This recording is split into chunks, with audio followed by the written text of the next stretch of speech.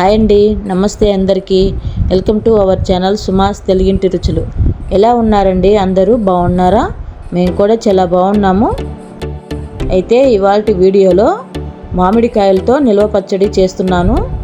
అది ఎలానో చూద్దామా? నేను ఇలా వాయిస్ ఓవర్ ఇచ్చి చాలా రోజులు అవుతుందండి. తెలుసు కదా మీకు కూడా. వీడియోలు అయితే చాలా లేటుగా పెడుతున్నాను. ఇక నుంచి అలా అవ్వదండి. 2-3 డేస్కైనా ఒక వీడియో అప్లోడ్ చేస్తూ ఉంటాను. ప్రతిసారి ఇలాగే చెప్తున్నారు అని అనుకుంటున్నారా? కాదండి, కొన్ని కారణాల వలన వీడియోలు లేట్ అవుతున్నాయి, అంతేకాని కావాలని అయితే లేట్ చేయట్లేదండి. సరేనా? అయితే ఇప్పుడు వచ్చేసి ఈ మామిడికాయ నిల్వ పచ్చడికి పక్కా కొలతలతో ఎలా ప్రిపేర్ చేసుకోవాలనో చూపిస్తాను. మీరు కూడా ఒకసారి చూసేయండి. ముందుగా మామిడికాయలను 2 సార్లు కడిగి శుభ్రం చేసుకుందాము. అయితే మామిడికాయ నిల్వ పచ్చడికి వచ్చేసి కాయ ముట్టి బాగా ముదురుండాలి, అంటే లోపల టెంక ముదురుండాలి. ఆ కాయలు అయితేనే నిల్వ పచ్చడికి బాగుంటాయండి. ఈ కాయలు ఎక్కువగా నిల్వ పచ్చడికే వాడుతుంటారు. అలాగే పచ్చడి కూడా చాలా టేస్టీగా ఉంటుంది.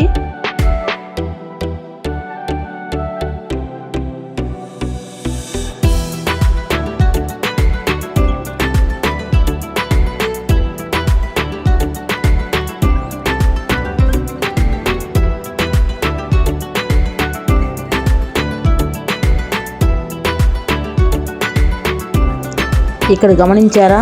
పాప చూడండి, నేను ఒకటి కడిగి డీస్లో వేస్తుంటే ఆమెమో ఒకటి తీసి నీళ్ళలో వేస్తుంది.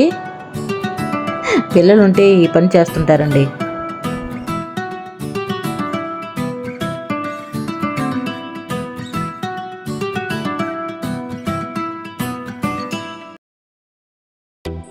నేను ఈ మామిడికాయలను నీట్గా 2 సార్లు కడిగేశాను.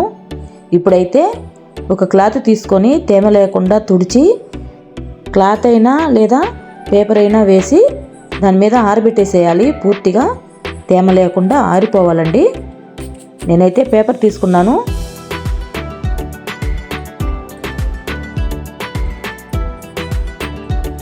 ఇలా క్లాత్తో నీట్గా తేమ లేకుండా తుడవాలి. క్లాత్ వైట్ అయితే బాగుంటుందండి, అంటే కాయలకి కలర్.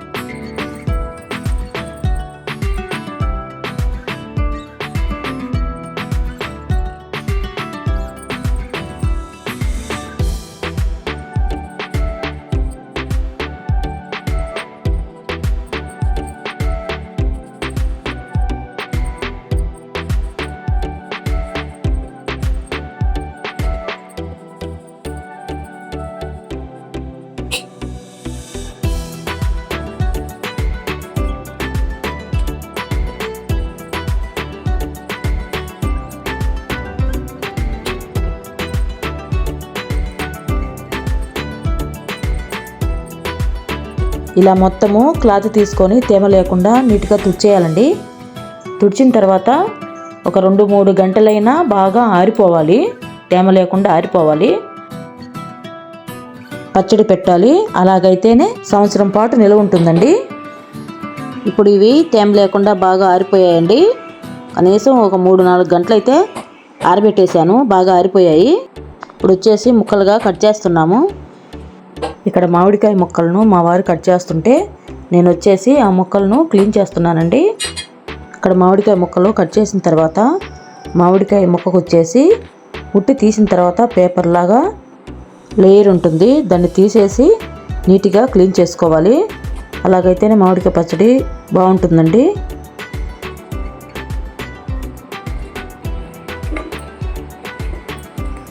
ఇలా మొత్తం శుభ్రం చేసుకున్న తర్వాత ఇప్పుడు ఈ మామిడికాయ ముక్కల్ని కొలుస్తున్నాను.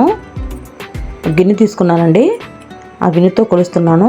ఆ గిన్నెతో ఎన్ని ఉంటాయో చూద్దాము.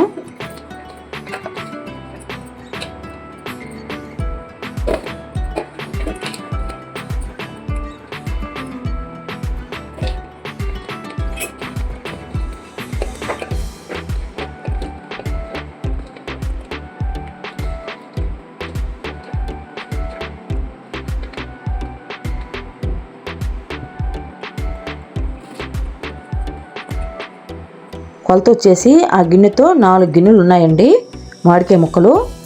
ఇవి నేను తీసుకున్నది కూడా 4 కిలోలు అండి. 4 కిలోలు 4 గిన్నెలకు వచ్చాయి. అయితే ఇప్పుడు ఈ ముక్కలకి ఆయిల్ వేసుకొని బాగా కలిపి పక్కన ఉంచుకుందాము. ఇప్పుడైతే ఈ ఆయిల్లో 1 స్పూన్ పసుపు వేసానండి. ఇది బాగా కలిపిన తర్వాత ఈ మామిడికాయ దబ్బల్లో కలిపి పక్కన ఉంచుకుందాము. ఆ లోపు బాగా నూనె పడుతుంది.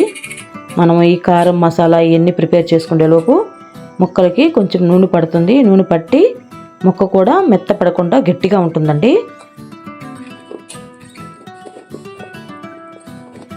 ఈ మామిడికాయల ముక్కలు వచ్చేసి 4 బౌళ్ళు వచ్చాయండి.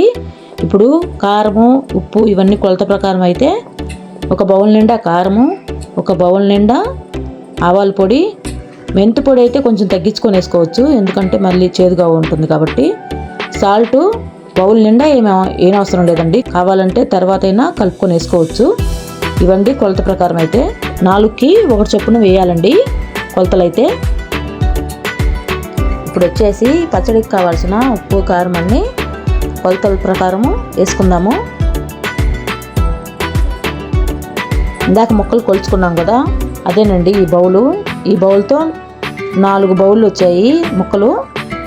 అయితే కారము 1 బౌల్ నిండా వేయాలండి. ఈ కారం వచ్చేసి తేజ కారం అండి, అంటే ఒక్కిత్తనం మిరపకాయ అని అంటారు కదా, అంటే కాయలు చిన్నగా ఉంటాయి కానీ ఘాటు ఎక్కువగా ఉంటుందండి. అయితే ఈ తేజ కాయలు వచ్చేసి అమ్మలు పండించినవి. అవే అమ్మ కారం బట్టి అందరికి పంపించింది. అంటే నిల్వ పచ్చళ్ళలో కానీ అలాగే ఇంట్లో కర్రీస్కైనా వాడుకోవడానికైనా ఉపయోగపడుతుంది కదా అని అమ్మే మిల్లికి పట్టించి అందరికీ పంపించింది. అంటే మా అక్కకి, మా చెల్లెలకి, మా తమ్ముడికి, మాకు అందరికి పంపించిందండి. మేమైతే ఎక్కువగా ఇదే వాడుతున్నాము. ఇది వచ్చేసి ఆవాల పొడి అండి. ఇది కూడా 1 గిన్నె నిండా వేయాలి, కానీ కారం ఘాటుగా ఉంటుందని ఇది కొంచెం తగ్గించాను. కారం కొంచెం మంట తక్కువగా ఉండే కారం అయితే 1 గిన్నె ఆవాల పొడి వేసుకున్నా ఏం కాదండి. అంటే బయట మనం మిరపకాయలు కొని ఆడిస్తుంటాం కదా, ఆ కారం కొంచెం ఘాటు తక్కువగా ఉంటుంది, అందుకని ఆవాల పొడి 1 గిన్నె వేసుకున్నా పర్లేదండి. కానీ నేను ఈ కారం ఎక్కువ ఉంటుందని ఇది కొంచెం తగ్గించాను అంతే.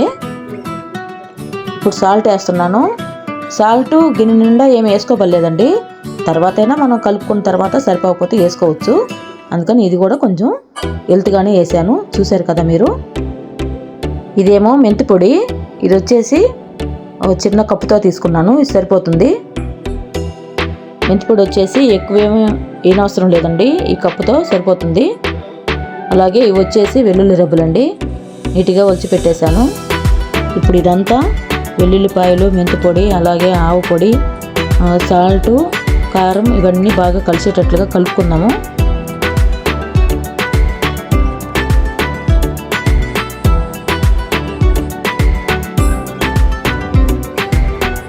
ఇందులోనే 1 గుప్పిడి మెంతులు కూడా వేసుకొని కలుపుదామండి.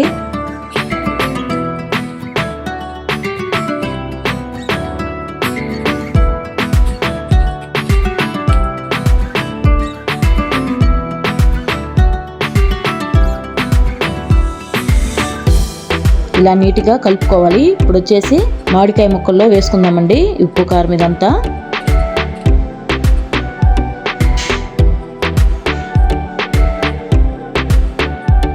ఇప్పుడు వచ్చేసి ఈ మిశ్రమం అంతా మామిడికాయ ముక్కల్లో బాగా కలిసేటట్లుగా కలుపుకుందాము. ఈ మామిడికాయలు వచ్చేసి 4 కిలోలు తీసుకున్నాను చెప్పాను కదా, ఈ 4 కిలోల మామిడికాయలకి 1 కిలో ఆయిల్ తీసుకున్నానండి. ఆ ఆయిల్ వచ్చేసి వేరుశనగ ఆయిల్ అండి. ఇదైతే పచ్చట్లోకి బాగుంటుంది. స్టార్టింగ్లో ముక్కలకి కొంచెం వేసాను, మిగతాది ఇప్పుడు కలుపుకుంటూ కొంచెం కొంచెంగా వేసుకొని కలుపుతున్నానండి.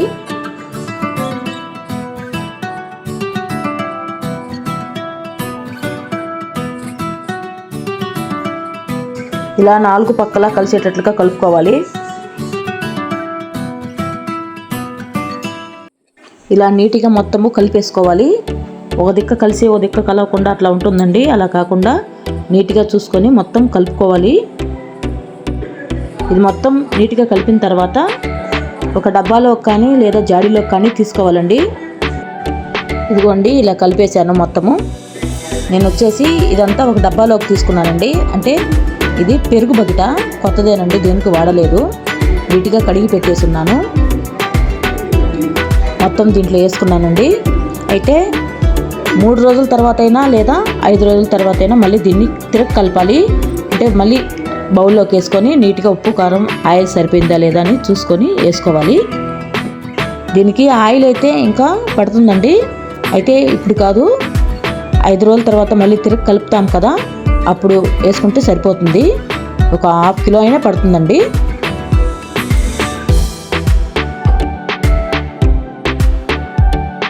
ఇప్పుడు ఈ బకెట్కి మూత పెట్టేసి పక్కన ఉంచుకుందాము. 5 రోజుల తర్వాత మళ్ళీ కలుపుతాం కదా, అప్పుడు చూపిస్తాను మీకు ఎలా కలుపుకోవాలి అనేది. అదండి మామిడికాయ నిల్వ పచ్చడి మా పద్ధతుల్లో చూపించాను కదా. మా అమ్మ వాళ్ళు కానీ మా అత్త వాళ్ళు కానీ ఇలాగే మామిడికాయ నిల్వ పచ్చడి పెడుతూ ఉంటారు. ఏమన్నా డౌట్లు ఉంటే కామెంట్లో చెప్పండి. చాలా రోజుల తర్వాత వీడియో అప్లోడ్ చేస్తున్నానండి. మన ఫ్యామిలీ సపోర్ట్ ఎప్పుడు ఉంటుందని అనుకుంటున్నాను. ఓకేనండి, ఈ వీడియో ఎలా అనిపించిందో కామెంట్లో చెప్పండి. అలాగే ఈ రెసిపీ కానీ మీకు నచ్చినట్లయితే లైక్, షేర్, సబ్స్క్రైబ్ చేసుకోండి.